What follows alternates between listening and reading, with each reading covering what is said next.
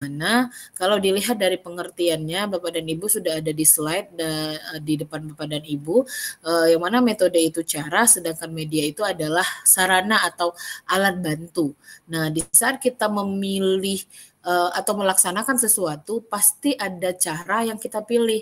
Nah, begitu juga dengan promosi kesehatan. Di saat kita melakukan promosi kesehatan, metode dan media ini wajib kita pilih supaya kita mudah untuk melakukan promosi kesehatannya ya Bapak dan Ibu. Tapi kalau dari pengertiannya saya rasa Bapak dan Ibu sudah paham lah itu. Yang penting untuk mengaplikasikannya saja atau untuk menuliskannya saja, yang mana metode itu adalah segala cara dan sarana prasarana yang digunakan dalam proses promosi kesehatan, sedangkan media itu adalah lebih kepada alat dan bahannya, seperti itu. Oke. Nah, jadi nih Bapak dan Ibu, kalau bisa kita bilang di sini ada lingkup metode dan media, bahwasanya kalau kita cerita ruang lingkup berarti ini adalah hal-hal yang berhubungan dengan peralatan, teknik dan media yang kita pakai dalam pendidikan atau promosi kesehatan. Jadi kalau ceritanya hal-hal atau sesuatu yang dibutuhkan atau sesuatu yang berhubungan, tentu itu ceritanya adalah ruang lingkup. Yang mana dari kesemuanya itu, baik metode, media, teknik, dan alat bantu promosi kesehatan itu sendiri kita sebut dengan nama teknologi pendidikan promosi kesehatan, Bapak dan Ibu. Jadi mungkin tanpa kita pungkiri pun saat sampai detik kali ini gitu, dengan adanya kemajuan teknologi atau revolusi teknologi industri, nah ini memaksa kita menyesuaikan dengan perkembangan zaman teknologi ya Bapak dan Ibu ya, sehingga kalau bisa dibilang banyak metode dan media yang bisa kita libatkan dalam kita melakukan promosi kesehatan. Jadi bukan saja melulu penyuluhan gitu. Jadi mungkin siapa kemarin si istrinya Sahwan, siapa sih namanya? Ande, Bu. Ande, Bu. Ande. Ya, Ande. Nah, berarti di sini nanti terjawab ya Ande ya. Di saat kita promosi kesehatan itu apakah melakukan penyuluhan saja kan begitu ya? Ande pernah bertanya itu enggak ya? Ada, Bu. Pernah? Ya, ada ya Ande ya.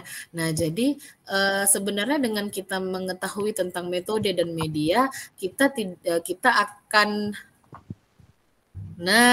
nampak mukanya langsung ya. Ibu ngajar ya dulu Sahwan ya. Nanti kita say hello. Karena nampak di belakangnya. Oke.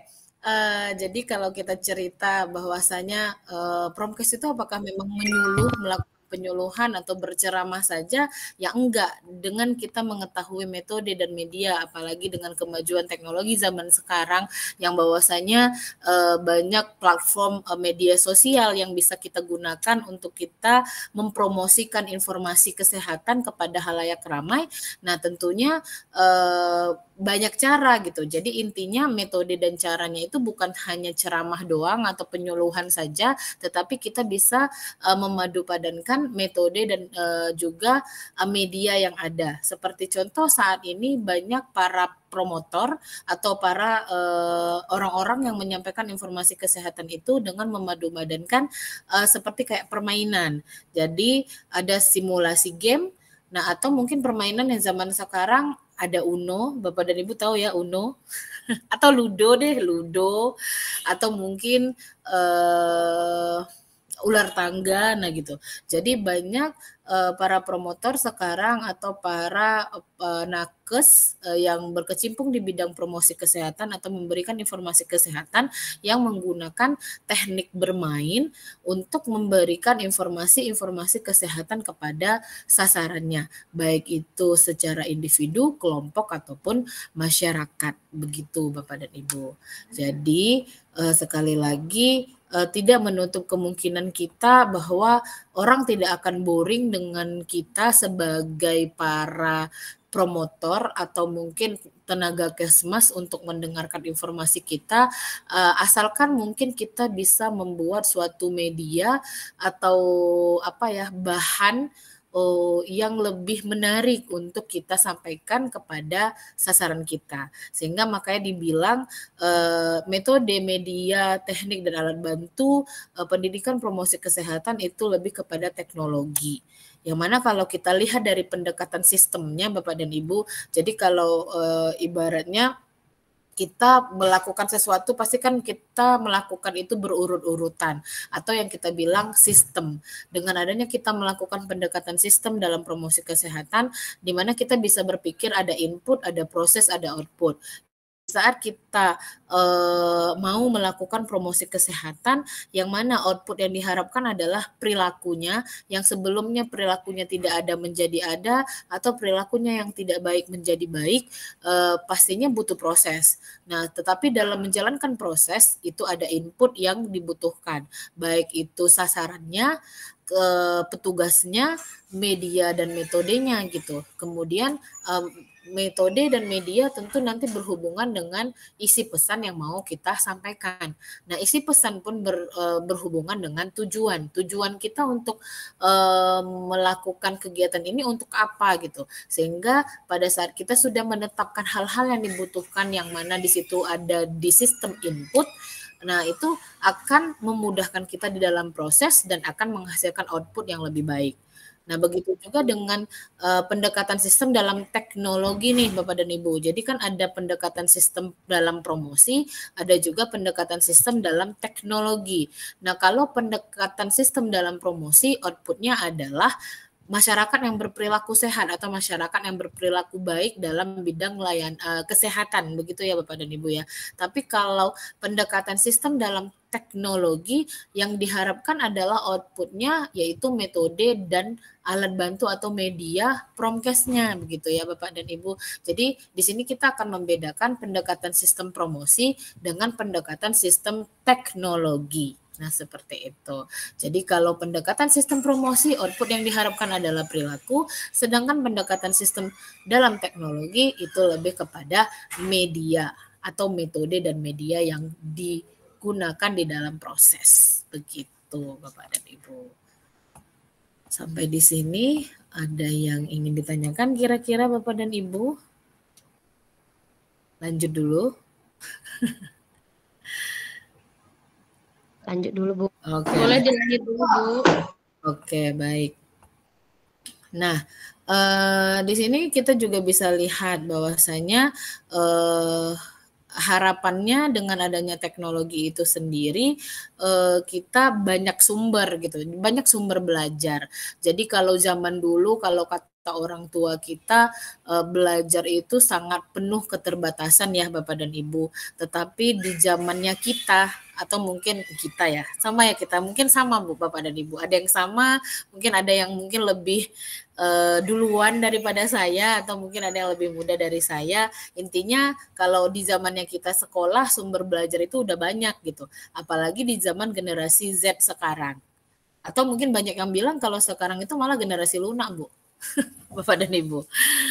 Malah ada someone orang dan itu adalah orang-orang yang memang melihat bahwasanya semakin maju teknologi sehingga generasi anak-anak itu sudah mengarah kepada generasi lunak. Karena mengapa? Mereka berfokus pada dunia digitalisasi sehingga di saat mereka dikasih stimulus mereka ogahan dulu untuk melakukan gitu ya. Nah, tetapi intinya dengan kemajuan teknologi ini hal positif yang bisa kita ambil adalah sumber belajar itu makin banyak gitu. Baik dari penyiaran radio, koran, majalah, leaflet atau selebaran-selebaran yang ada ataupun mungkin booklet dari petugas, poster, spanduk, banyak ya Bapak dan Ibu di mana-mana bisa kita temui. Dan apalagi yang saat ini platform media sosial. Jadi kalau kita mungkin generasi anak-anak kita atau menggunakan platform media sosial dengan hal-hal yang positif, sumber belajar itu semakin banyak gitu. Sehingga zaman sekarang untuk mencari teori atau mencari penugasan mah itu udah gampang. Benar nggak Bapak dan Ibu? Benar, dan itu memang harus kita akui. Apalagi zaman sekarang yang zamannya AI gitu ya. Udah sekarang sebutkan aja clue-nya, keluar semua penugasan itu di Google gitu ya. Di laptop kita pun udah keluar. Cuman satu yang perlu kita garis bawahi adalah kita tetap menyaring apa yang disebutkan atau apa yang dikeluarkan oleh teknologi tersebut gitu. Terkadang itu secara umum dan kita akan menyesuaikan dengan tujuan pencapaian yang kita harapkan selaku mahasiswa atau selaku dosen yang mencari bahan ajar. Nah, seperti itu. Oke, jadi sekali lagi kalau dibilang sumber belajar itu sudah banyak dan harapannya dengan adanya teknologi, kemudian kita melakukan promosi kesehatan. Nah, itu kan adanya perubahan perilaku ya Bapak dan Ibu. Di sini Bapak dan Ibu bisa melihat bahwasanya ada yang namanya teori Skinner, ada stimulus, ada organisme, ada respon gitu. Jadi di saat kita sama halnya di sini, tadi saya juga dapat info nih, misal kayak anak nih, seorang anak ada tadi guru anak sekolah saya nih ngomong sama saya, nelfon saya, Bu, Mama tadi si A begini gitu katanya. Terus kan saya balik nanya, saya bilang bahwasanya anak saya tipe orang kalau nggak dikasih rangsangan atau stimulus dia nggak akan respon. Intinya jikalau dia tidak diganggu dia tidak akan balik untuk memberikan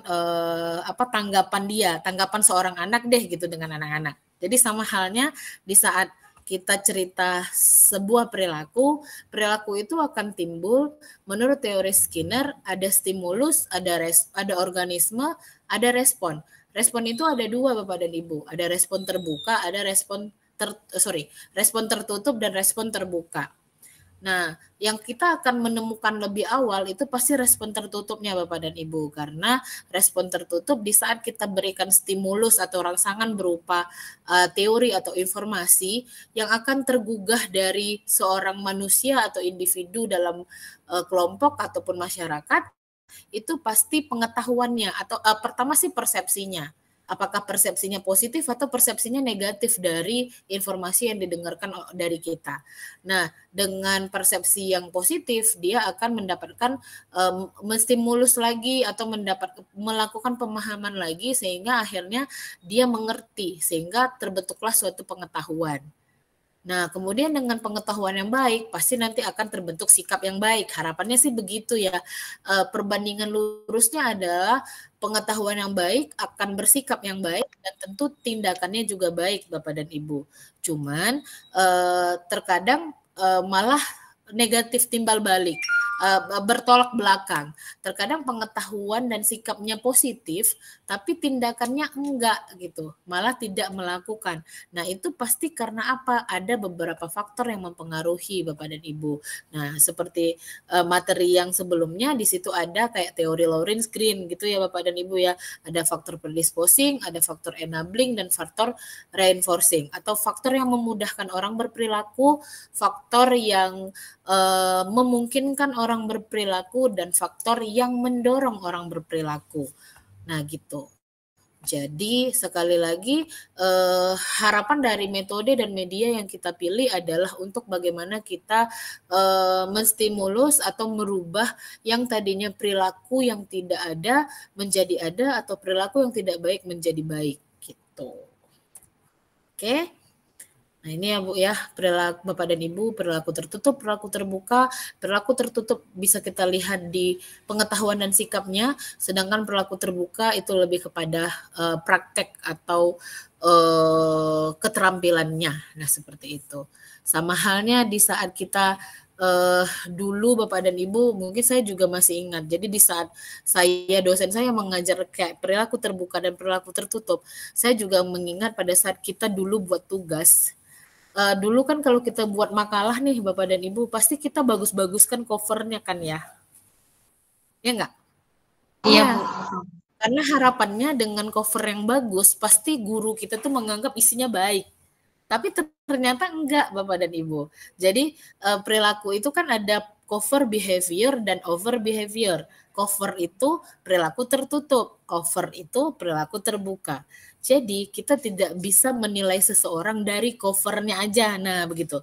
Jadi di perilaku juga begitu nih Bapak dan Ibu. Jadi dikatakan cover behavior itu perilaku tertutup. Jadi kita belum bisa menilai seseorang itu perilakunya sudah baik apa belum. Tidak bisa. Tetapi malah kita bisa melihat di over behavior-nya atau perilaku terbuka. Ya, kita memposisikan, saya mencoba memposisikan dengan makalah tadi. Jadi kadang saya berpikir sampai senyum-senyum sendiri atau ketawa-ketawa sendiri. Pantesan ya kalau dulu-dulu kan kita buat tugas tuh cover tuh ada pack bordernya tuh rapi-rapi, cantik-cantik gitu. Ada bunga mawar atau apalah gitu. Atau pack border yang bagus-bagus, punya karakter. Nah, berharapan nanti gurunya akan melihat covernya udah bagus, pasti isinya rapi atau pasti isinya bagus. Tapi ternyata kalau kita lihat dari perilaku, kita bawakan ke sebuah perilaku, itu tidak, bahwa cover itu masih tertutup sedangkan over itu perilaku yang terbuka. Begitu. Oke, Bapak dan Ibu. Nah, di sini ini pendekatan perilaku. Jadi untuk merubah perilaku seseorang bisa kita paksa, bisa kita kasih peraturan, bisa kita kasih pendidikan. Tapi ada hal yang membedakan. Kalau dengan paksaan, perilaku itu cepat berubah, tapi cepat pula hilangnya. Dengan peraturan, otomatis orang akan berperilaku karena ada peraturan. Tapi kalau di tempat itu tidak ada peraturan, dia nggak akan berperilaku baik. Nah, sama juga dengan orang, dengan menggunakan kita rubah dengan pendidikan atau edukasi. Nah, orang akan berubahnya lama, seseorang akan berubah lama, tetapi perubahan itu akan tinggal lama pada diri seseorang. Nah, seperti itu. Setuju nggak Bapak dan Ibu? Paksaan, paksaan, peraturan, pendidikan. Jadi paksaan itu cepat berubah, tapi cepat pula hilang perilakunya. Kalau pendidikan, lama kita ngasih prosesnya, lama kita ngasih penyadarannya. Tapi dengan kita memberikan pendidikan, kita merubah seseorang dengan pendidikan, pasti perilakunya itu lama tertinggal pada diri. Ibaratnya perilakunya tetap baik karena dia sudah tahu dan paham tentang teorinya. Sedangkan dengan peraturan, Bapak dan Ibu, ya otomatis intinya kalau ada peraturan, ya perilakunya baik. Kalau nggak ada peraturan, perilakunya tidak baik. Setuju ya Bapak dan Ibu ya? Oke. Iya, Bu. Pulang. Apalagi kita pulang ya Bapak dan Ibu ya. Pulang Bu Riri. Bu Ayana nyuruh saya pulang nih Bapak dan Ibu. Iya. Setuju kan Bapak Ibu kalau pulang? Setuju sekali. Setuju nggak Bapak dan Ibu kita pulang? Enggak Bu, nggak ada yang bilang iya Bu. Bapak dan Ibu ini mau dengerin saya nih berjuang. Sangat setuju Bu. Wih, sangat setuju Agnes nih. Agnes kalau masalah pulang keluar suaranya Agnes. Kalau nggak ada suaranya. Oke. Oke, baik. Saya lanjutkan tanggung jawab saya dulu ya Bapak dan Ibu. Nanti masalah pulang bisa kita atur. Oke. Baik, di sini saya akan melihatkan. Jadi tadi setuju nggak Bapak dan Ibu kalau paksaan peraturan pendidikan? Bapak dan Ibu pasti kan udah ada yang punya contoh dekatnya kan mungkin sama anak. Nah kalau dimarahin cepet kan ya Bapak dan Ibu? Mana nih yang bisa kasih komentar sama saya deh? Ada yang mau kasih komentar, benar nggak yang saya ucapkan ini? Apakah dengan secara teoritisnya dengan paksaan seseorang akan cepat berubah perilakunya, tetapi cepat pula hilang perilaku itu pada dirinya. Sedangkan dengan pendidikan lama berubah, tapi lama pula hilang perilaku itu pada diri seseorang. Sedangkan dengan regulasi atau peraturan atau kebijakan, orang hanya takut karena ada peraturannya. Tapi di saat seseorang itu tidak berada di peraturan atau regulasi di suatu daerah yang tidak ada regulasi yang sebelumnya, dia nggak akan mengikuti, kecuali dia memang sudah ada teori-teori atau pemahaman-pemahaman yang lebih pakem pada diri seseorang tersebut. Benar nggak kayak gitu Bapak dan Ibu? Bener, Bu. Oh benar. Sangat Komentari. bener, Bu. Oh sangat benar. Agnes nih Agnes belum berkeluarga ya. Tapi kan Bu, Mama sering kasih peraturan sama Agnes, Bu. Mama sering kasih peraturan. Tapi Mama lebih sering kasih peraturan atau marah? Peraturan sambil marah-marah, Bu. Peraturan sambil marah-marah gitu ya. Nah, jadi berarti intinya paksa ya. Kenapa Bu Laila? Agnes curhat, Bu. Oh, Agnes curhat. Tapi memang sistem zaman sekarang kayak gitu. Agnes percaya nggak kalau zaman sekarang itu Nes, proses pembelajaran beda. Lebih banyak marah orang tua dibanding sekarang guru. Kalau dulu zamannya Ibu nih, lebih banyak marahnya guru daripada orang tua.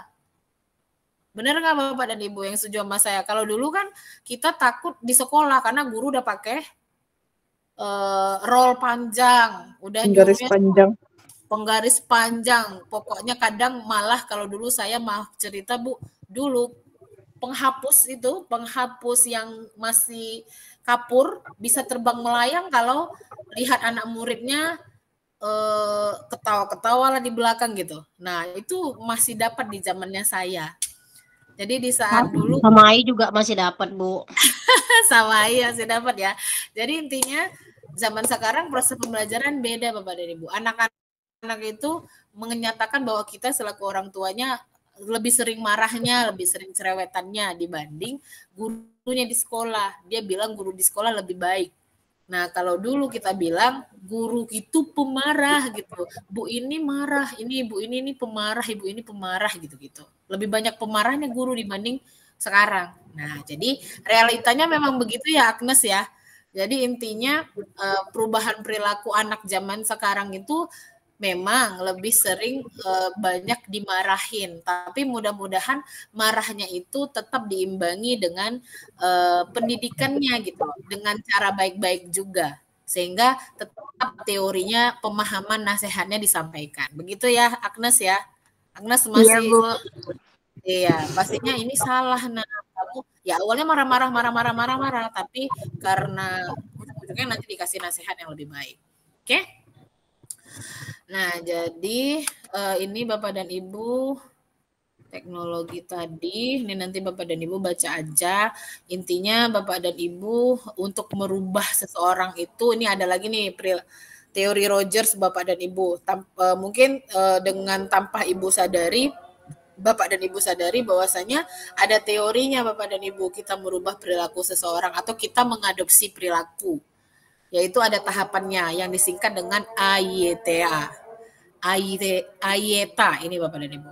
Ada awareness atau kesadaran, ada interest ketertarikan, ada evaluasi atau menilai, ada trial mencoba dan mengadopsi.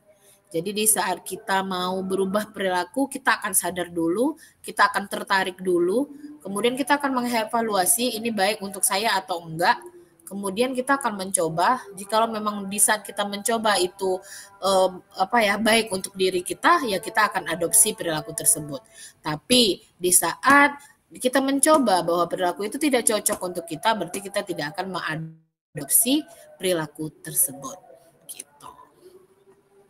Oke, Bapak dan Ibu, jadi di teori ini, di slide ini ada ya. Mungkin mudah-mudahan nanti Bapak dan Ibu bisa baca-baca sembari saya menjelaskan hal-hal secara lisan ini gitu. Oke, nah ini juga ada Bapak dan Ibu. Jadi tadi balik ke metode dan media, bahwasanya metode itu ada 3 Bapak dan Ibu, metode individual, metode kelompok, dan metode pembelajaran massa. Yang mana di sini tergantung jumlah sasaran ya Bapak dan Ibu ya. Ada individual, ada kelompok besar, ada kelompok kecil, dan massa. Nah kalau pembelajaran massa ini lebih memadu-madankan dengan media, karena memang harapannya adalah massa itu lebih kepada orang-orang yang berada di satu daerah dengan daerah lain yang jauh di sana dapat informasi yang kita sampaikan. Sehingga di saat kita memilih metode pembelajaran massa, tentu kita tahu bahwa sasarannya itu banyak dan kita harapannya adalah jangkauan yang lebih luas sehingga kita memilih metode pembelajaran massa. Di sini ada ceramah umum, ada talk show, ada diskusi, ceramah melalui media elektronik, atau zaman sekarang kan podcast gitu ya Bapak dan Ibu ya. Jadi kalau ada masalah yang up to date gitu. Nah itu terkadang kalau si promotornya cerdas, dia akan menggunakan podcast dan menghadirkan orang yang berkompeten sehingga nanti akan membahas suatu kasus misalnya begitu. Oke, jadi nanti banyak yang bisa dengar atau mungkin buat di YouTube, buat channel, ya misalnya begitu ya. Nah, jadi zaman sekarang sekali lagi untuk kita menginformasikan atau mempromosikan informasi-informasi itu sudah gampang. Bukan masalah untuk informasi secara umum, tapi informasi kesehatan juga bisa secara yang lagi up to date zaman sekarang. Gitu.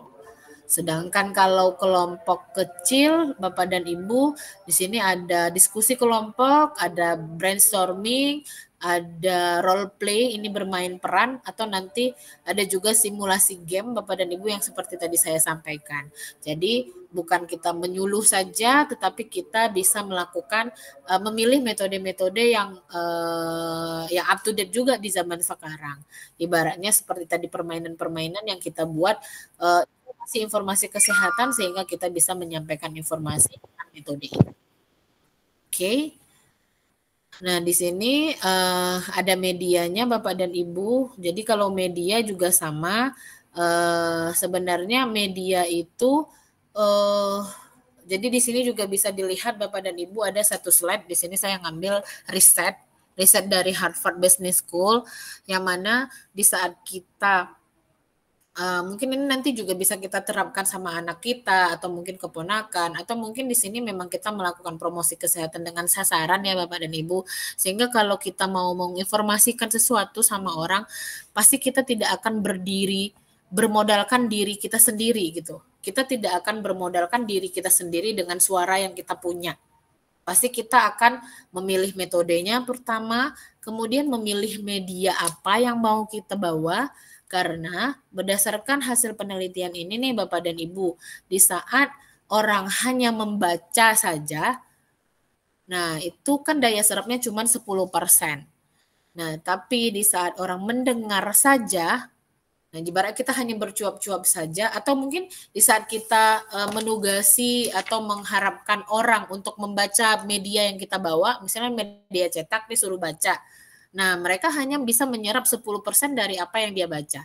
Sedangkan di saat kita mendengarkan aja apa yang kita sampaikan, hanya menyerap 20%. Jadi saat ini Bapak dan Ibu, di saat Bapak dan Ibu hanya mendengarkan saya, ya berarti hanya 20% daya serap yang bisa ditangkap gitu. Sedangkan di saat Bapak dan Ibu melihat saja nih 30%. Nah, apalagi kalau dilihat dan didengar. Jadi di saat kita melihat slide, kemudian kita mendengarkan atau melihat media-media yang sudah ada di depan kita atau dengan media cetak yang ada, nah itu tingkat daya serapnya lebih 50%. Nah, sedangkan kalau kita ucapkan itu 80% dan diucapkan dan juga dilakukan berarti daya serapnya sudah mencapai 90%. Jadi begini ya Bapak dan Ibu ya, seperti untuk kita ketahui bersama. Jadi kalau dibaca saja, didengar saja, dilihat saja. Nah, jadi mungkin ini bisa kita terapkan untuk individu, kelompok, dan masyarakat yang menjadi sasaran kita. Dengan kita, berarti kita punya punya pengetahuan bahwasanya di saat kita mau mempublikasikan sesuatu, mempromosikan sesuatu, kita tidak akan bermodalkan dengan suara kita saja atau media yang kita bawa, tapi kita combine antara keduanya supaya daya serap yang diharapkan bisa mencapai persentase yang kita sudah ketahui gitu Bapak dan Ibu. Oke, mungkin di sini juga sharing nih Bapak dan Ibu mengajarkan anak-anak, kita kan nggak mungkin ya kita hanya bercuap-cuap saja, tapi kita suruh nih kerjain tugasnya, kan begitu ya. Langsung di depan mata kita kerjain tugasnya ini anak gitu. Oke. Sampai di sini ada yang bertanya Bapak dan Ibu?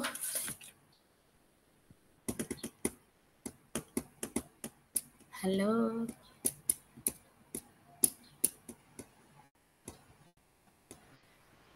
Adakah yang bertanya? Ya Ibu, masih dengar Bu.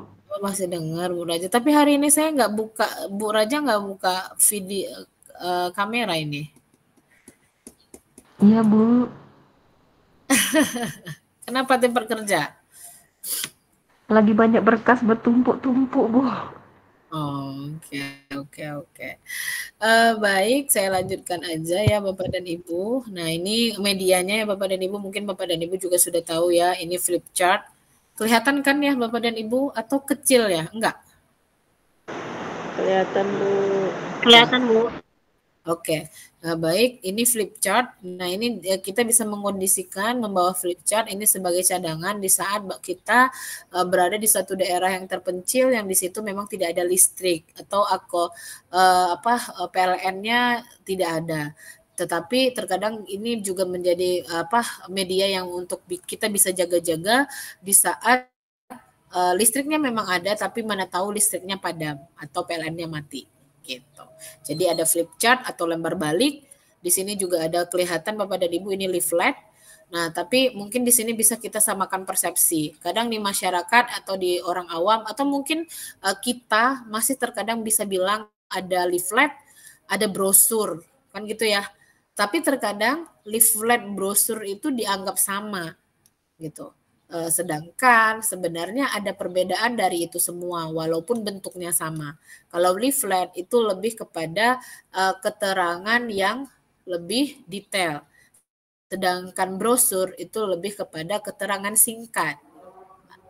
Atau saya yang salah? Ada yang mau klarifikasi? Ada yang mau klarifikasi? Leaflet tahu ya Bapak dan Ibu? Leaflet tuh biasanya kan lembar yang berlipat-lipat. Nah, tetapi terkadang kalau anak sekolah mencari tempat kuliah itu kan ada brosur, bentuknya kan lipat-lipat juga ya. Iya Bu. Lipat-lipat juga. Nah, itu sama nggak leaflet dan brosur? Menurut Bapak dan Ibu? Atau penyebutannya saja yang berbeda? Sofwan mau belajar lagi sama saya, Sofwan? Tinggi ilmu saya, Bu. Sudah tinggi ilmu saya. Bu, jadi nggak mau belajar lagi sama saya ya? Saya nggak di instansi tersebut lagi, Bu. Udah resign. Di mana? Jadi istri saya yang tinggal lagi di puskesmas, Bu. Saya udah resign, nggak kerja lagi. Oh, oke. Itu Ande kalau cerita banyak itu pengalaman saya sama si Sofwan itu, tapi nggak usah Ande tahu. Tetapi ini Bu, ilmu promkes tuh di mana-mana melekat. Mau itu ke manajemen, tetap kita harus cuap-cuapkan, bahasanya kan harus cuap-cuap. Oh iya. Public speaking. Oke, berarti si Sofwan ini bantu Ibu supaya nanti Bapak dan Ibu yang ada di sini bisa milih peminatan promkes ya. Iya. Karena lebih ya Bu udah diusir sama Ande. Iya, oke, baik. Nanti Bapak dan Ibu di sini marah juga sama kita ya. Oke. Baik, Bapak dan Ibu balik dulu. Tadi kita cerita leaflet sama brosur. Ada yang mau sampaikan pendapatnya, apakah itu sama atau beda? Atau mungkin yang tadi saya bilang bahwa leaflet itu sesuatu yang lebih detail isinya, sedangkan brosur itu lebih ringkas dan efektif dan efisien. Ada yang mau menyampaikan pendapatnya? Halo, Bapak dan Ibu. Berbeda menurut Ai ya, Bu. Apa bedanya Bu Ai? Kalau leaflet itu dia menyampaikan informasi. Kalau misalnya brosur dia biasanya promosi produknya gitu. Biasanya juga brosur agak lebih besar ukurannya. Nah, ada brosur itu hampir ada sama. brosur. Brosur Ya, dan ada leaflet brosur itu itu mirip leaflet, ya. iya. Tapi perbedaannya itu kayaknya. Berarti kalau leaflet lebih kepada apa tadi? Teori, Pemberian informasi. pemberian Pemberian informasi. informasi. Ya, ada sesuatu yang disampaikan di situ. Tapi kalau brosur itu ada sesuatu yang ingin dijual, dipromosikan gitu, Bu. Oke. Tapi sama-sama menyampaikan informasi ya. Sebenarnya sama-sama Sama. menyampaikan informasi, tapi leaflet yang Ibu tangkap dari Ai adalah leaflet itu lebih kepada informasi secara detail tentang sesuatu teori, sedangkan brosur itu lebih kepada penyampaian informasi dalam bentuk promotion suatu institusi, tempat, atau hal apa yang mau dipromosikan. Begitu ya? Iya, Bu. Apakah sekolah, perguruan tinggi, atau hal-hal lain. Nah, jadi nanti Bapak dan Ibu sehingga mungkin di sini kita bisa pahami semua di saat kita selaku tenaga kesehatan masyarakat juga menyebutkan bahwa ini leaflet dan ini brosur gitu. Yang mana notabene itu hampir sama-sama media lipat, media yang berlipat gitu. Sehingga nanti tergantung penyampaiannya saja. Ini media leaflet dan ini ada brosur. Dan begitu juga di sini ada poster. Nah, poster terkadang zaman sekarang orang banyak menyamakan poster itu dengan spanduk bahannya. Padahal poster itu bahannya berbeda. Dan isinya apalagi gitu. Kalau poster itu berisi kata-kata yang lebih tajam, lebih efektif. Nah, dan dari segi kualitas bahan poster itu lebih bagus dibandingkan spanduk dan dia lebih tebal. Karena memang poster itu mengandung makna atau pesan yang memang harapannya dari ketertarikan orang membacanya itu lebih tertarik karena dipadu-padan dengan gambar, sehingga kalau gambar dicetak dengan kualitas kertas poster yang lebih baik akan menghasilkan daya tarik yang lebih baik juga, sehingga pesan-pesan itu juga akan tersampaikan. Tapi malah zaman sekarang anak-anak mahasiswa banyak yang mencetak poster dengan kertas spanduk, Bapak dan Ibu. Jadi mohon nanti juga Bapak dan Ibu bedakan di saat kita, tapi mungkin kalau di instansi dan beberapa puskesmas masih dengan kualitas yang sesuai. Spanduk ya spanduk, poster ya dengan bahan poster.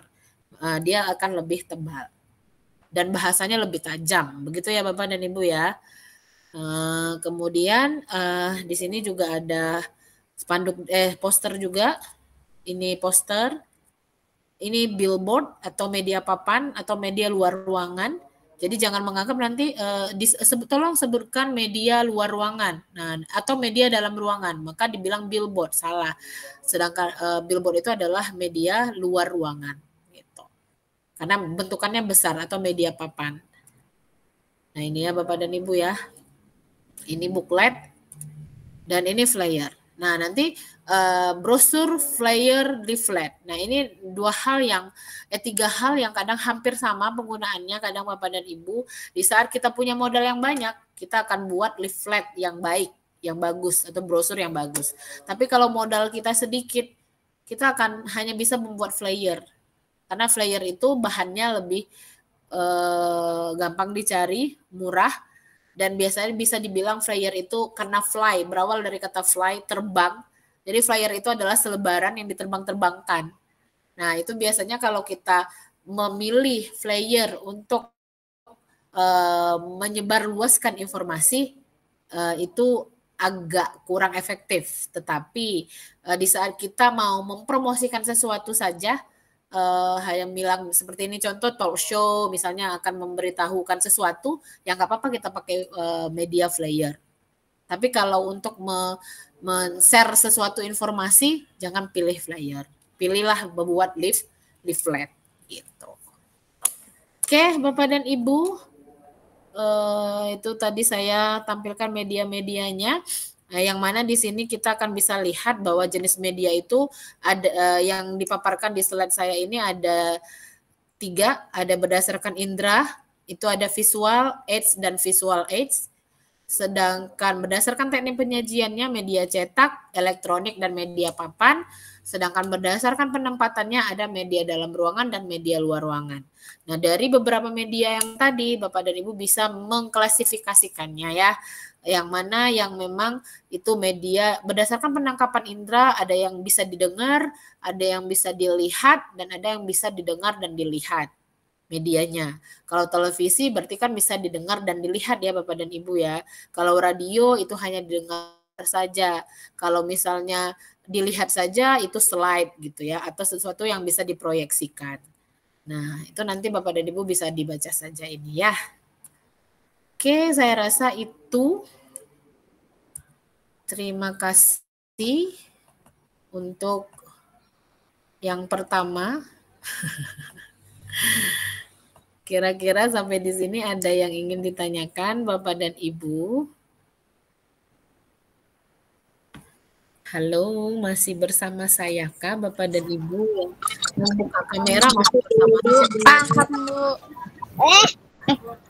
Belum saya tanya paham tapi udah dijawab sama Bu Elvi, paham Bu gitu ya. Bukan Ya, Ovi, Bu. Oh, bukan Ovi, Bukan jadi Ovi. siapa dia? Agnes nih kayaknya, Agnes nih, Bu. Agnes. Enggak, tadi bukan Agnes kayaknya itu tadi. Agnes mana dia? Oh, nih.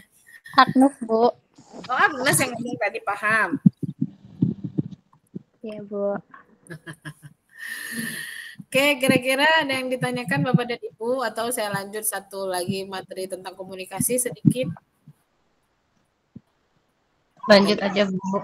Oh, lanjut aja. Bu Raja karena katanya banyak dokumen, dia minta lanjut aja gitu ya Bu Raja ya. Nah, Bu, saya di rumah Bu lagi layani pasien di rumah kebetulan praktek. Udah sampai buka rumah. praktek juga di rumah. Oh, Iya, Bu, buka praktek kecil-kecilan. iya nggak apa-apa Bu. Dia semua itu dari yang kecil Bu supaya bisa menjadi yang besar. Nggak bermula dari yang besar menjadi yang kecil. Ya nggak Bapak dan Ibu? Ya, Bu, amin. Iya, Bu. Terima kasih, Bu. Pak Ferdizul jawab buka kamera Pak Ferdizul harusnya. Mana nih Pak Ferdizul? Oh, diborong semua. Iya. Tadi saya mau bilang gitu Pak. Nggak apa-apa Pak. Karena tadi udah keluar statement dari yang kecil-kecil Bu buka prakteknya gitu. Nggak apa-apa Pak. Namanya hidup itu keras Pak. Nggak ada duit, nggak jalan katanya Pak. Oh, enggak.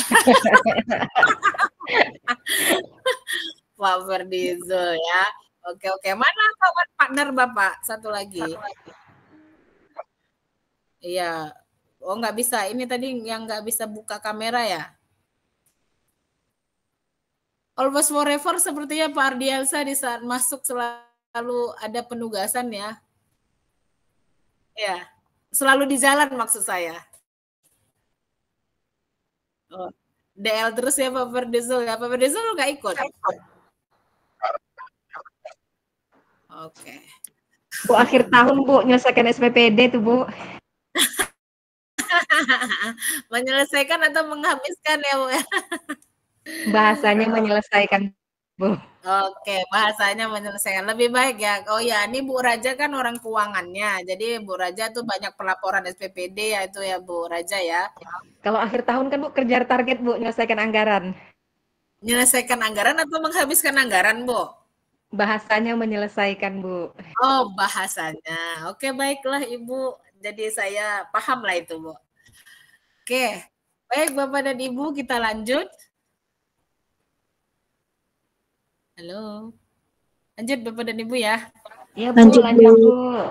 Ya baik, berarti metode media aman ya Bapak dan Ibu ya. Karena memang saya bilang metode media itu adalah kata yang familiar di pendengaran Bapak dan Ibu semua, tetapi memang pada dasarnya teori ini juga harus disampaikan supaya memang secara teoritis ini A, B, C, dan D sesuai dengan teori yang ada. Dan mudah-mudahan metode selama ini mungkin metode dan media yang Bapak dan Ibu gunakan di dalam proses pekerjaan mungkin sudah sesuai dengan teori yang tadi saya sampaikan. Jikalaupun tidak sesuai, ya itu tadi saya bilang banyak mungkin media-media yang ada, tetapi terkadang bahannya aja yang lebih dipertukarkan. Nah, yang lebih banyak itu adalah media poster. Biasanya poster itu karena terkadang budgetingnya lebih besar, mahal untuk bahannya, maka orang banyak mencetak poster dengan bahan spanduk seperti itu. Jadi sekali lagi hanya itu tentang media yang mungkin di aplikasi kerja nyatanya itu yang berbeda. Tetapi selebihnya secara all sama. Oke, baik. Itu tadi tentang metode dan media. Kita bahas sedikit tentang komunikasi dalam kesehatan masyarakat.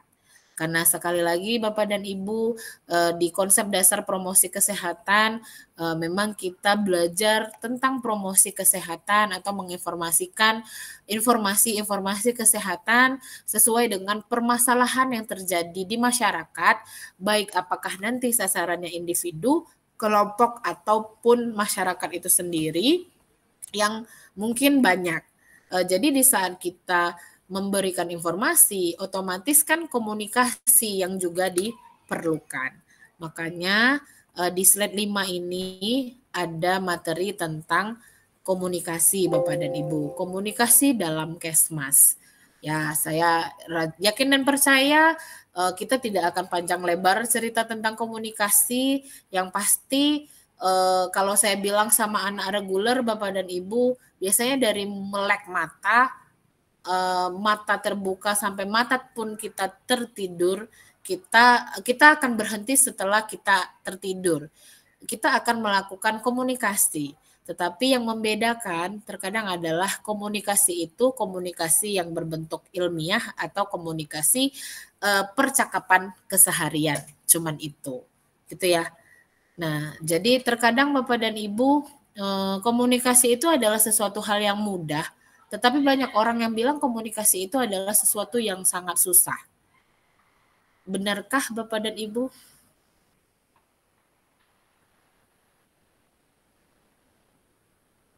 Boleh responnya?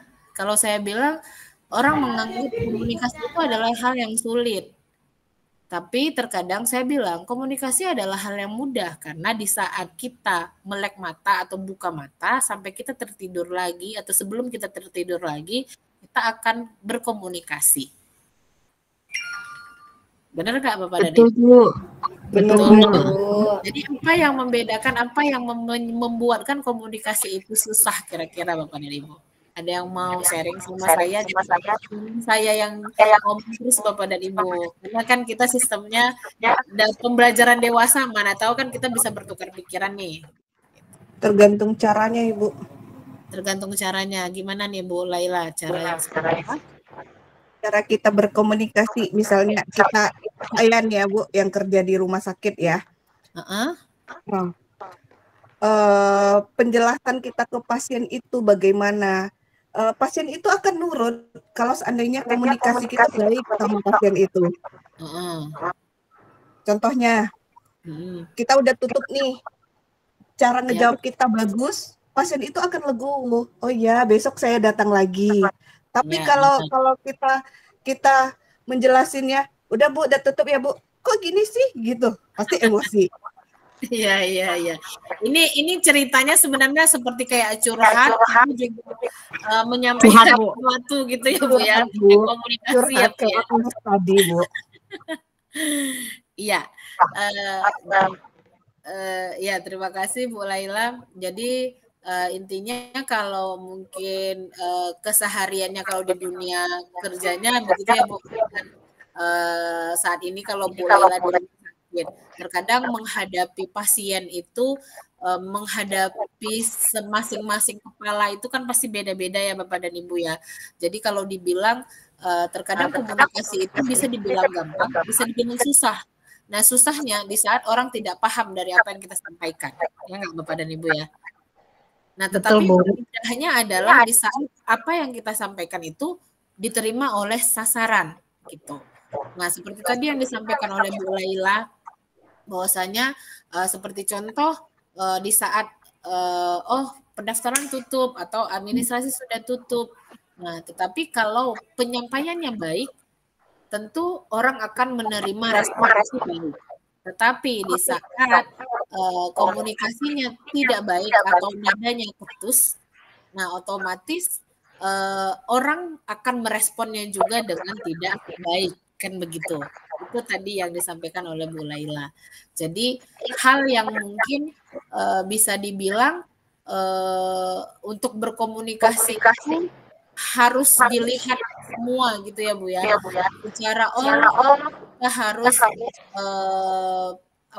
melihat bagaimana cara kita menyampaikan dengan siapa lawan bicara kita. Itu ya Bu ya. Jadi bisa dilihat di teori ini sendiri bahwasanya komunikasi itu adalah ini kayaknya bergema suara saya. Bu Laila boleh dimatikan lagi mic. Oh, udah mati ya. Oke. Baik. Nah, jadi bisa dilihat di slide ini sendiri, intinya komunikasi adalah suatu proses pengoperasian rangsangan atau stimulus dalam bentuk lambang, bahasa, verbal, gerakan atau simbol atau dalam kurung non-verbal. Jadi ibaratnya penyampaian informasi dalam bentuk lambang, bahasa, verbal atau simbol-simbol itu non-verbal itu adalah komunikasi.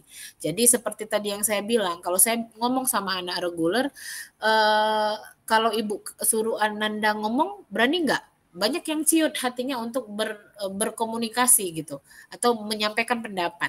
Karena mengapa? Karena terkadang mereka takut menyampaikan informasi atau salah berbicara. Nah, itu yang sebenarnya yang terjadi. Kemudian kalau bisa dibilang komunikasi atau percakapan sehari-hari itu mungkin lebih gampang. Tapi komunikasi yang mengandung informasi atau makna itu yang membuat kadang orang-orang susah untuk menyampaikannya. Nah, itu ya Bapak dan Ibu ya.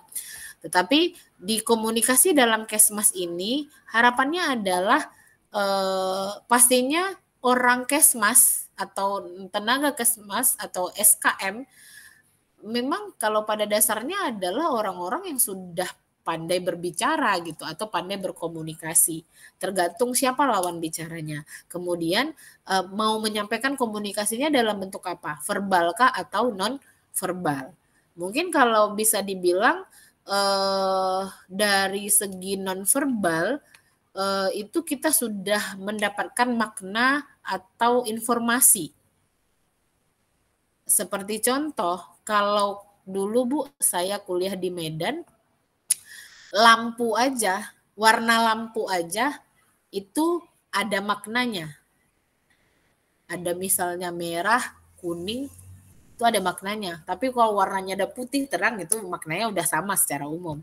Tapi ada kuning, merah, udah warna-warna yang aneh-aneh, itu udah aneh lagi tuh komunikasi informasi yang kita dapat dari kata warna lampu saja. Sama halnya dengan bendera deh, misalnya Bu, bendera putih kan tanda berduka gitu ya Bapak dan Ibu ya. Tapi kalau di Riau putih tanda berduka, tapi kalau di Jakarta kadang berduka itu warna kuning, begitu nggak Bapak dan Ibu? Halo? Betul Bu. Iya Bu. Jaringan saya nggak baik-baik saja kan Bapak dan Ibu, nggak nge-lag ya? Kalau di Jakarta bendera kuning meninggal Bu. Ya, berarti di Jakarta kuning itu bendera berduka. Sedangkan kalau di Riau, maksudnya di Riau dan masih banyak daerah lain yang masih menggunakan warna putih lambang berduka. Nah itu sama juga dengan informasi yang terkandung. Jadi itu adalah komunikasi nonverbalnya. Begitu ya Bapak dan Ibu ya. Sama halnya di saat kita berkomunikasi. Jadi jangan sampai nih Bapak dan Ibu mungkin kita berada di depan forum nih atau di depan sasaran. Di saat kita sampaikan kepada sasaran kita bahwasanya baik Bapak dan Ibu atau Ananda sekalian atau remaja sekalian, Bapak atau Ibu berada di depan ini, Ibu punya banyak waktu untuk kalian bisa sharing sama saya. Gitu nih statementnya. Tapi di saat kita sembari berbicara, mata kita itu nggak hilang-hilang untuk lihat jam. Jadi lihat jam terus kayak nih nanti waktunya nih nanti akan saya ada deadline lain, sebenarnya begitu ya. Sehingga tidak cocok nih komunikasi verbal dan non verbal yang ditunjukkan oleh si pembicara. Sehingga di sini saya sampaikan Bapak dan Ibu, di saat kita berbicara atau menyampaikan komunikasi atau promosi antara komunikasi verbal dan non verbal pada tubuh kita, ya harapannya balance gitu. Jangan sampai kita berbicara tadi saya banyak waktu, tapi di saat sembari berbicara kita asik melihat jam karena kayaknya ada waktu yang mau diburui lagi setelah itu gitu. Sama halnya di saat kita ngomong kita menyampaikan saya oke gitu, tapi saya oke tapi tangannya ke bawah tuh kan nggak oke ya Bapak dan Ibu ya. Nah, jadi antara komunikasi verbal dan non-verbal di saat kita berkomunikasi harapannya itu adalah sama gitu. Jadi verbal adalah yang disampaikan secara lisan, sedangkan non-verbal adalah simbol-simbol atau lambang yang mempunyai makna atau komunikasi.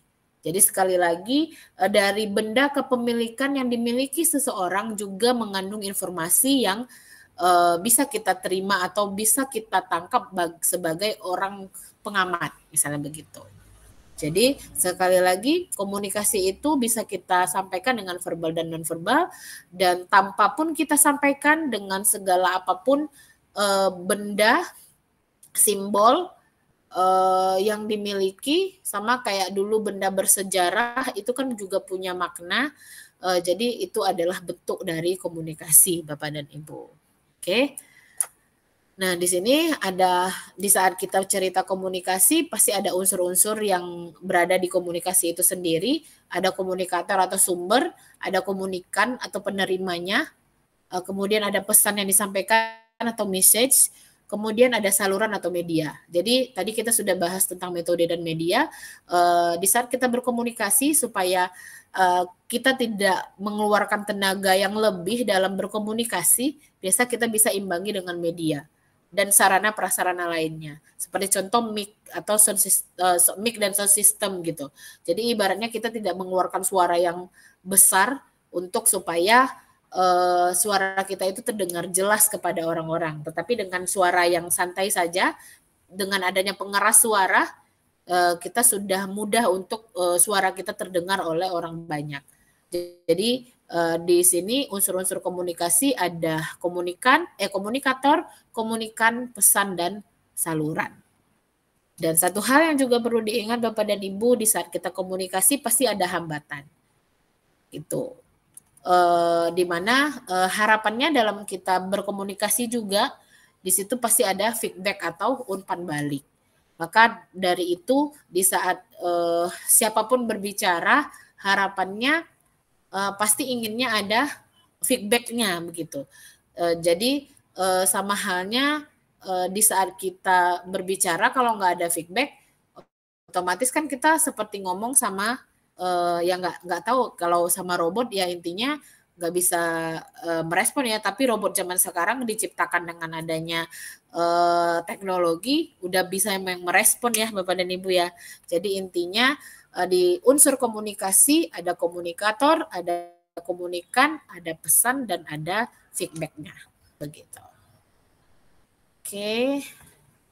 Kemudian ini, nah ini yang mungkin bisa kita lihat ada interpersonal, intrapersonal ya Bapak dan Ibu ya. Intinya kalau kita mau memberikan promosi kesehatan otomatis ya pasti inter ya Bapak dan Ibu ya, nggak mungkin intra. Kalau intra kan ngomong sama kayak termenung, nah itu intrapersonal. Tapi ibaratnya ngomong sama diri sendiri atau kayak berdoa itu kan lebih kepada komunikasi intrapersonal ya Bapak dan Ibu. Walaupun kita berdoanya meminta sama Allah, tapi kan Allah itu wujudnya tidak nyata gitu ya. Nah sehingga kalau dibilang banyak orang yang bilang Bu berdoa itu komunikasi inter apa intra gitu. Ya itu intra. Tetapi kalau inter berarti kan dua orang. Komunikasi massa itu lebih menggunakan media cetak dan komunikasi organisasi. Nah seperti itu. Ini ada bentuk-bentuk komunikasi ya Bapak dan Ibu, mohon dibaca saja.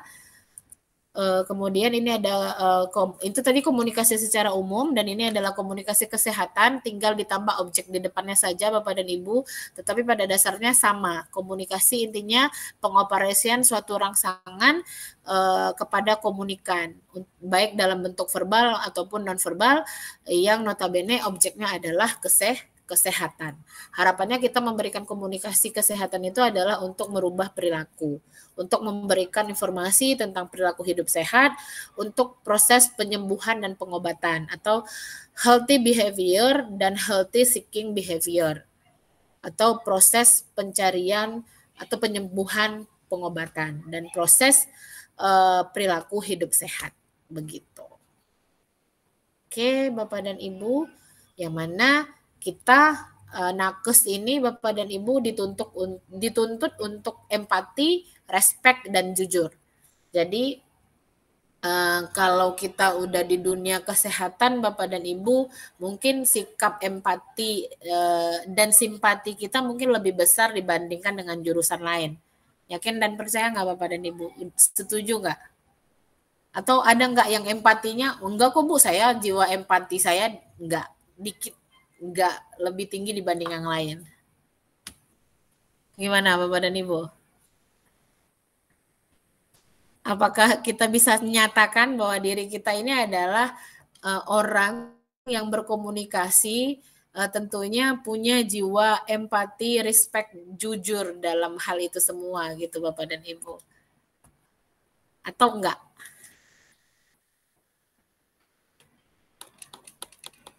Gimana?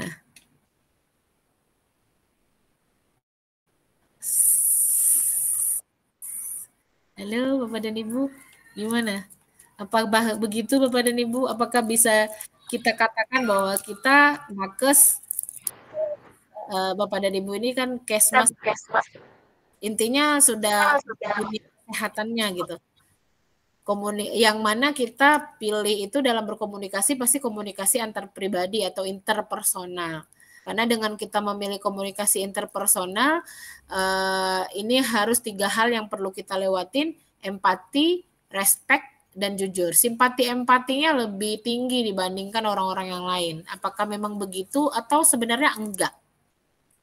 Begitu memang Bu, sebaiknya memang harus tinggi rasa empatinya Bu. Harus ya Bu ya.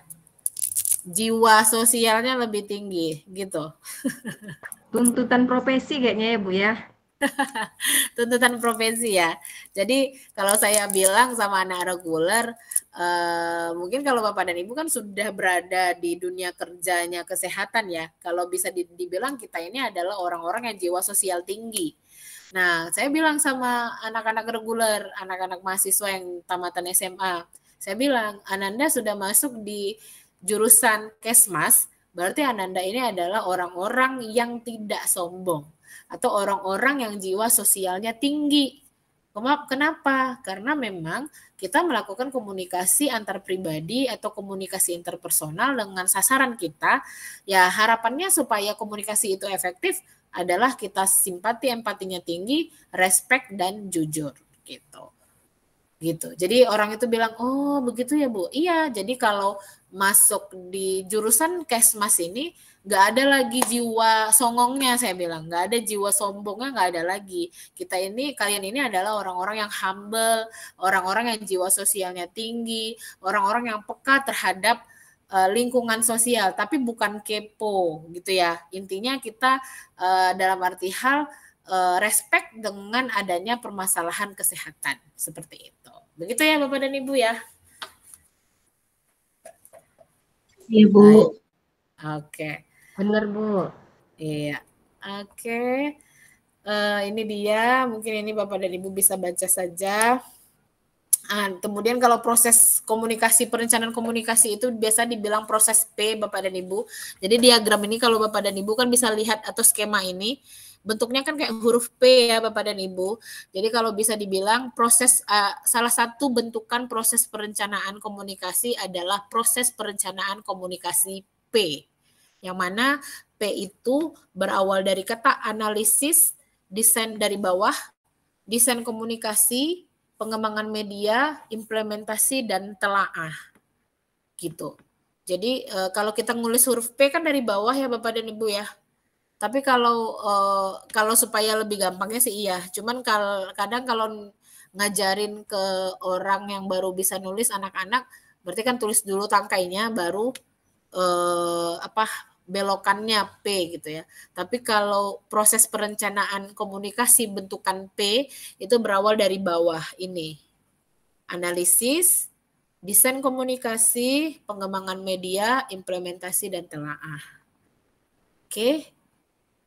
Bisa paham Bapak dan Ibu, dan slide ini adalah keterangan-keterangannya. Bahwasanya dalam kita merencanakan sebuah komunikasi dari pemilihan sasaran, tujuan, pesan yang mau dibuat, metode dan media yang dipilih, ada proses yang kita lewati, yaitu analisis, menganalisa situasi dan kondisi yang ada di masyarakat. Kemudian dengan adanya analisis kita akan mendapatkan berbagai macam masalah. Selanjutnya kita akan mendesain komunikasinya apa yang cocok. Di sini ada desain komunikasinya, yaitu merancang program komunikasi, sasaran, tujuan, dan strategi atau rencana tindak lanjutnya apa. Selanjutnya kita akan melakukan pengembangan media. Jadi di saat sekarang kan banyak orang peneliti atau pengabdi masyarakat yang mau meluangkan waktu dan tenaganya untuk mengembangkan suatu media, karena zaman sekarang adalah zaman teknologi. Jadi untuk memudahkan atau untuk mengefisienkan suatu kegiatan, banyak orang yang menciptakan robot atau media zaman sekarang. Sehingga bisa dibilang kita lakukan pengembangan media untuk adanya membuat desainnya, kita uji coba medianya, baru nanti kita bisa ada revisi, kita revisi, dan nanti ada finalisasi. Sehingga dengan adanya media-media itu, orang akan lebih mudah. Seperti contoh, tadi pagi saya dengan tim peneliti atau dosen lainnya, dosen TI, Teknik Informatika, kami lagi meneliti tentang menciptakan IoT berbasis IoT untuk mengatasi atau melatih anak speed delay. Nah, jadi kan speed delay itu kan keterlambatan bicara. Nah, selama ini kan butuh terapis untuk bagaimana menerapi anak yang speed delay. Nah, jadi dengan adanya kemajuan teknologi zaman sekarang, jadi orang teknik informatika, orang komputer, mereka kan ada jurusan AI ya. Jadi mereka ingin menciptakan robot. Jadi saya dengan tim dosen itu menciptakan suatu media berbentukan robot yang nantinya bisa dipergunakan untuk membantu menerapi anak-anak yang berumur 0 sampai 36 bulan untuk yang terlambat berbicara untuk berlatih berbicara. Nah, seperti itu. Oke, jadi ibaratnya zaman sekarang memang collaboration. Jadi ibaratnya orang Kesmas tidak akan berjalan sendiri di saat dia tidak kolaborasi dengan orang IT. Nah, jadi kayak sekarang itu yang lagi saya jalankan dengan teman-teman dosen di IT. Jadi membuat suatu perangkat media berbasis IoT. Nanti Bapak dan Ibu bisa lihat apa tuh IoT. Nanti lihat saja di Google misalnya ya. Nah, itu kenapa berbasis IoT, yaitu berbasis intelijensi gitu ya. Kayak ada teknik di situ, nanti ada robot yang diciptakan gitu. Nanti robot itu akan diuji coba. Nah, jadi sama kayak pengembangan media saat ini, nanti akan diuji coba. Jikalau uji cobanya sudah valid, dia akan dijual belikan. Nah, seperti itu. Oke. Akan dilakukan revisi jikalau ada yang perlu direvisi, kemudian akan difinalisasi. Begitu juga dengan media komunikasi nih gitu. Yang tadi saya contohkan di dalam kegiatan saya itu kan menciptakan suatu media bentukan robot yang berbasis IoT untuk menerapi anak yang speed delay atau keterlambatan berbicara. Nah, seperti itu. Jadi Bapak dan Ibu, di saat kita mau mengembangkan suatu teknologi komunikasi, ya otomatis kita lakukan perencanaan model P. Bisa, ini adalah salah satunya Bapak dan Ibu ya, bukan hal yang mutlak atau perencanaan yang mutlak, tapi perencanaan yang salah satunya ini, proses perencanaan komunikasi berbentuk P. Analisis, desain komunikasi, pengembangan media, implementasi, dan telaah. Begitu. Nah, ini dia setelah kita finalisasi, nanti kita lakukan implementasi, monitoring, dan assessment jika diperlukan. monitoring jika diperlukan, dan mungkin kita akan melatih gitu di saat kita menciptakan suatu media, kita akan melatih orang-orang yang tentunya sebagai pengguna. Nah, seperti itu.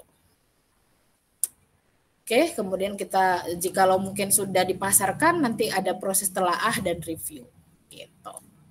Dan ini akhirnya akan kita pasarkan yang namanya pemasaran sosial atau social marketing.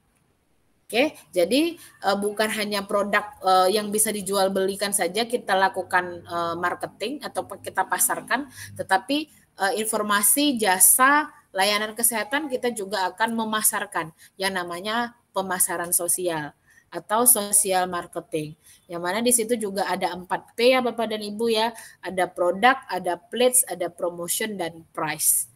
Produknya adalah kalau kita adalah informasi, jasa, place-nya adalah tempat untuk kita melakukan promosi kesehatan.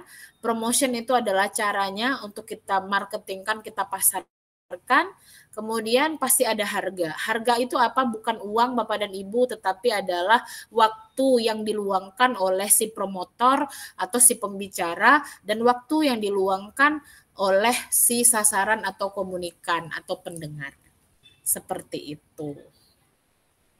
Oke, Bapak dan Ibu, sampai di sini ada yang ditanyakan kira-kira? Jadi Bapak dan Ibu, kita Kesmas ini untuk menginformasikan promosi kesehatan, kita tentunya juga belajar yang namanya pemasaran sosial di dalam komunikasi kesehatan masyarakat. Nah, itu ada kita singgung tentang pemasaran sosial itu sendiri. Yang mana di pemasaran sosial itu ada 4P, product, place, praise, promotion dan praise. Nah, itu ada produknya apa, tempatnya di mana, promotion adalah caranya, sedangkan price-nya itu adalah harga. Tapi kalau kita social marketing, itu price itu bukan uangnya yang diharapkan is number one, tapi adalah pengorbanan waktu yang kita luangkan, baik dari segi kita sebagai pembicara atau komunikator, dan komunikan adalah waktu yang diluangkan mereka di sisi mereka punya pekerjaan mereka masing-masing untuk mau mendengarkan informasi-informasi kesehatan yang kita sampaikan, seperti itu. Oke, ada yang mau ditanyakan Bapak dan Ibu atau sharing? Adakah?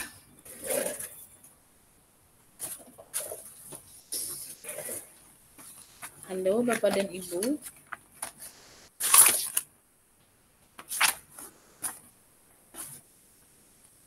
Ada kira-kira Bapak dan Ibu yang mau di-sharing?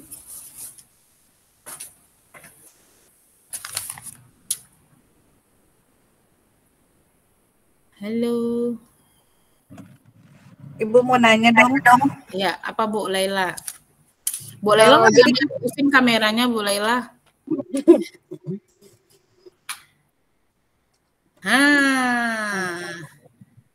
Kan bisa tahu nih wajahnya. Ya, hadir Bu. Ya, kenapa Bu Laila? Ibu, gimana kalau seandainya kita kan komunikasi yang efektif itu adalah komunikasi yang dua arah. Ya, kalau seandainya yang kita komunikasikan itu satu pihak itu tidak paham-paham Ibu dengan yang apa yang kita sampaikan. Jadi bagaimana cara kita sebaiknya, Bu? Oke, baik, terima kasih pertanyaannya Bu Laila. Jadi kalau cerita komunikasi tentunya di awal sekali di saat kita mau memberikan komunikasi itu kan Bapak dan Ibu kan kita akan, memang yang kadang bermasalah itu bukan satu atau dua orang, tetapi untuk bagaimana kita selaku tenaga kesehatan untuk menyampaikan informasi itu bukan untuk satu orang saja terlebih dahulu, otomatis kan kita akan membentuk kelompok dulu atau mungkin sasarannya lebih banyak atau masyarakat yang berada di daerah X misalnya begitu.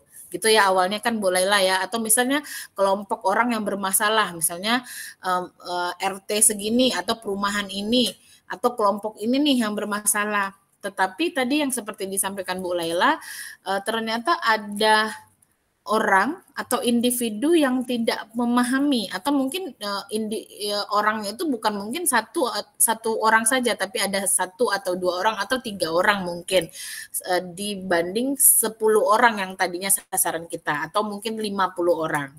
Nah, bagaimana nih cara menyampaikannya, kata Bu Laila.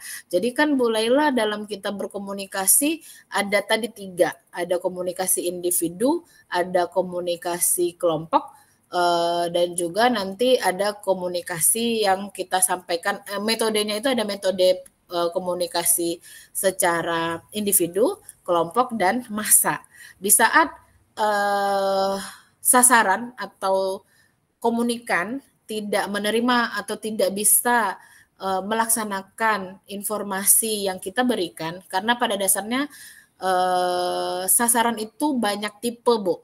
Ada tipe yang bersahabat dengan apa yang kita sampaikan, ada tipe acuh, ada tipe yang memang bertolak belakang. Ya, tergantung nih. Seperti contoh gini, Bu.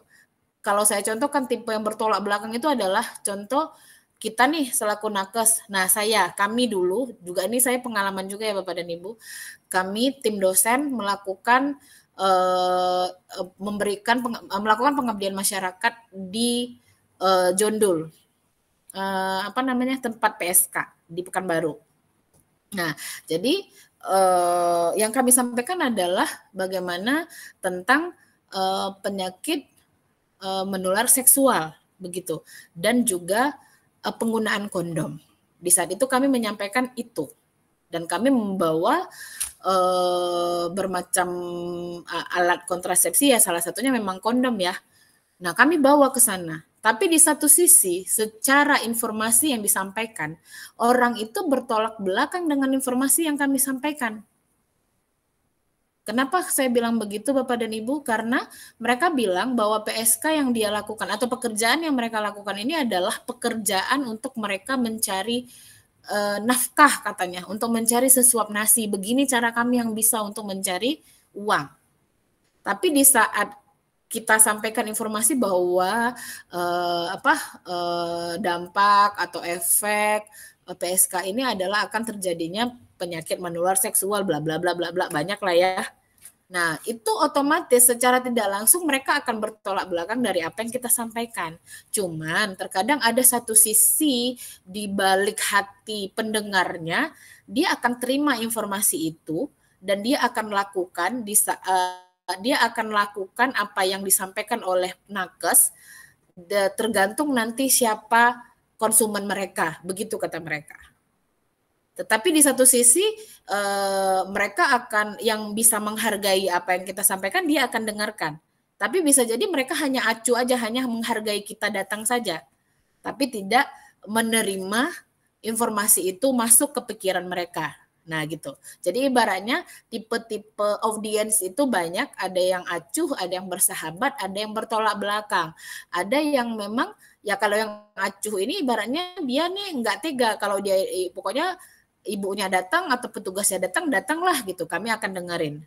Nah, satu sisi pertanyaan Bu Laila, andai ada beberapa orang nih, misalnya di satu sisi kan ada orang yang memang bersahabat, di balik 30 orang tadi, 27 orang tuh bersahabat dengan apa yang kita sampaikan. Terus 3 orangnya mau diapain nih Bu? Gitu kata Bu Laila ya. Ya udah, ya satu Bu. Jadi kita bisa melakukan metode komunikasi atau metode individual. Kita konseling sama mereka. Kita temui satu-satu. Gitu Bu Laila. Jadi sama kayak di dunia kehidupan saat ini, di saat kita masalah itu tidak teratasi sama kita, sama keluarga kita, sama orang-orang terdekat kita, misalnya begitu, kita kan akan datang melakukan konseling atau melakukan temuan dengan psikiater, misalnya begitu ya. Nah, karena psikiater akan bisa menyelesaikan masalah seseorang di saat dia akan tahu face to face, heart to heart, hati ke hati, one by one, untuk mengetahui ini kenapa orang tidak mau mendengarkan apa yang kita sampaikan. Nah, seperti itu. Begitu ya Bu Laila ya. Jadi intinya secara berjamaah dia tidak akan menerima informasi, kita akan lebih mengcover orang tersebut one by one gitu. Ibaratnya kita datang face to face dari hati ke hati, satu lawan satu, maksudnya bukan berantem gitu ya Bu ya, tapi dengan melakukan metode komunikasi atau metode komunikasi individual atau konseling seperti itu, atau wawancara satu one by one, satu lawan satu gitu. Misalnya saya atau Ibu selaku promotornya atau komunikatornya dengan sasaran yang tadi tidak mau mendengarkan apa yang kita sampaikan, seperti itu. Gimana Bu Laila? Atau ada pendapat lain Bapak dan Ibu? Halo, Bu Laila? Iya Bu, terima kasih Bu. Iya. Jadi begitu ya Bu ya. Jadi nanti kalau yang nggak mau itu face to face Bu, datang dari hati ke hati. Tapi caranya bukan kita mendiktator. Kenapa kamu nggak mau melakukan apa yang saya bilang gitu kan? Nggak gitu juga. Karena terkadang orang dewasa ini nggak mau diperintah Bu, tapi maunya ayomi dan mungkin untuk ke masyarakat, apalagi kita bukan perintah, kita bukan mengarahkan ke kalimat perintah yang memang tolong kerjakan ini bla bla bla kan gitu, enggak ya, tapi kita berusaha sama-sama oleh bersama masyarakat. Jadi sama halnya kalau promosi kesehatan ini tipenya memberdayakan Bu, memberdayakan masyarakat, tapi bukan cara memerintah masyarakat. Nah, seperti itu. Oke, Bapak dan Ibu, ada yang ditanyakan lagi? Halo, cukup?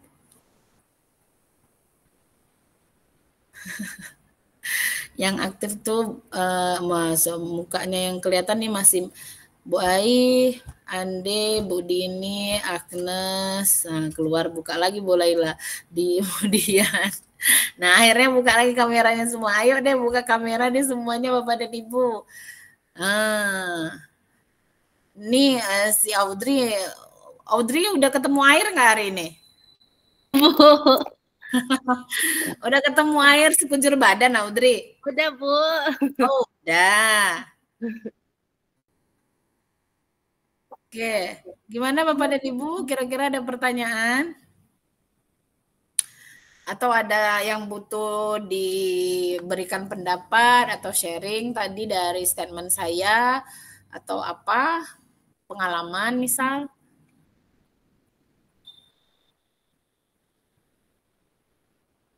Enggak ada. Mentari Faiza, tidak ada Bu, tidak Bu. Oke, ada Bapak dan Ibu yang lain? Ini 23 orang berarti yang hadir ya. Ada yang keluar masuk tadi sepertinya. Pak Pramlan aman? Oh, ini karena tadi ada rapat ya? Iya, Audrey. Ini izin Bu, hadir Bu, cuma lagi beres-beres rumah Bu, kebanjiran kemarin. Oh. Berarti ada ya Bu, cuma enggak hidup beliau. Ya Pak ya, hujan malam di tempat Bapak. Iya, hujan siang malam Bu di sini. Oke. Semangat lah ya. Ya, siap Bu, hadir Bu ya. Oke. Baik, ada pertanyaan Bapak Ibu atau kita sudahi pertemuan kita di sore hari ini? Ngomonglah Bu, tapi Bapak dan Ibu, tapi kita cerita komunikasi tadi. Komunikasi itu harus ada feedback Bapak dan Ibu. Bu, izin sebentar Bu, lagi layani pasien Bu. Oke, siap. Bapak Ibu yang lain, gimana, ada pertanyaan atau kita tutup pertemuan kita? Kita cukupkan. Cukup. Kenapa Agnes? Agnes lagi konser Bu. Agnes itu zaman dia kecil kayaknya, entah iya pula dia zaman dia kecil itu belakang. Agnes mukanya itu nggak nampak, yang nggak nampak tuh keningnya aja loh Agnes, sama matanya dikit-dikit. Naik sedikit lagi kameranya. Agnes selalu gitu Bu. Iya itu makanya dia selalu menampakkan keningnya aja. Soalnya baru Kadang bangun. suka plafon, Bu. Kenapa mulailah? Kadang suka plafon rumah lagi, Bu.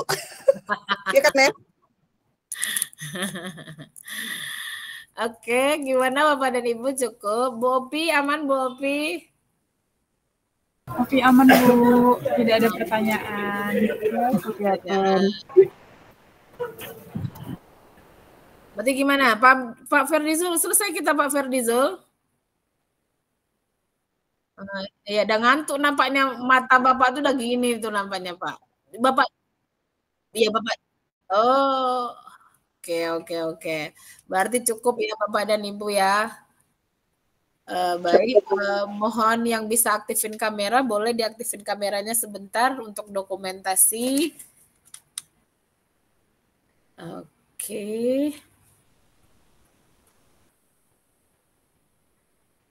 Ini Pak Hanan Hilmi ini mana ya? Yo Mutia Fadila. Ada 1, 2, 3. Lagi Bapak dan Ibu pasang muka yang agak berbeda dikit. 1, 2, 3. Bukan mukanya maksud saya tadi ya, gayanya. Sorry. Oke, baik. Usai sudah penyampaian materi dan mudah-mudahan apa yang tadi saya sampaikan bisa diterima dan di aplikasinya di pekerjaan Bapak dan Ibu bisa tentunya ada yang sesuai dengan teori, ada yang mungkin tidak. Tapi pada dasarnya teori terus itu menjadi pedoman di dalam kita menjalankan sesuatu gitu ya Bapak dan Ibu ya. Terima kasih atas waktu dan kesempatan untuk hadir di mata kuliah ini. Saya tutup. Saya jadi salfok gara-gara si Audrey memakai gambar si apa itu bajak laut ya. Lah kamu Audrey. Jarjit Bu. Oh, Maaf Bu, tadi kan nggak sengaja tuh Bu. Nah, jadi salfok saya Audrey. Oke, baik. Terima kasih atas waktu dan kesempatannya. Saya tutup. Wabillahi taufiq wal hidayah. Assalamualaikum warahmatullahi wabarakatuh. Waalaikumsalam warahmatullahi wabarakatuh. Oke, terima kasih Bapak dan Ibu. Silakan dilanjutkan kerjaannya masing-masing. Terima kasih Bu. Sama-sama.